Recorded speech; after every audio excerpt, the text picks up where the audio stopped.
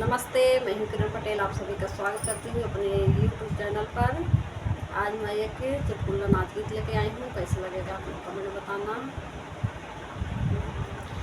कवन दिशा में लेके चले रे सजनावा, कवन दिशा में लेके चले रे सजनावा, कवन दिशा में लेके चले रे सजनावा। पापा भी छूटी गए, मम्मी भी छूटी गई, पापा भी छूटी गए, मम्मी भी छूटी गई।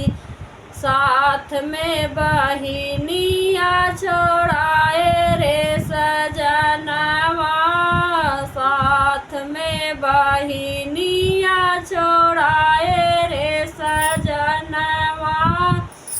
कवन दिशा में लेके चले रे सजनवा, कवन दिशा में लेके चले रे सजनवा। चाचा भी छूटी गए, चाची भी छूटी गई, चाचा भी छूटी गए, चाची भी छूटी गई। साथ में सहेलियाँ छोड़ाए रे सजनवा, साथ में सहेलियाँ छोड़ाए रे सजनवा। कवन दिशा में लेके चले रे सजनवा, कवन दिशा में लेके चले रे सजनवा।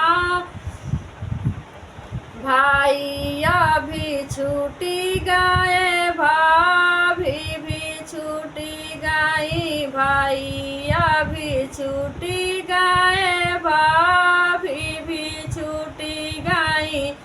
साथ में भतीजवा छोड़ाए रे सजनवा, साथ में भतीजवा छोड़ाए रे सजनवा। कवन दिशा में लेके चले रे सजनवा, कवन दिशा में लेके चले रे सजनवा, कवन दिशा में लेके चले रे सजनवा।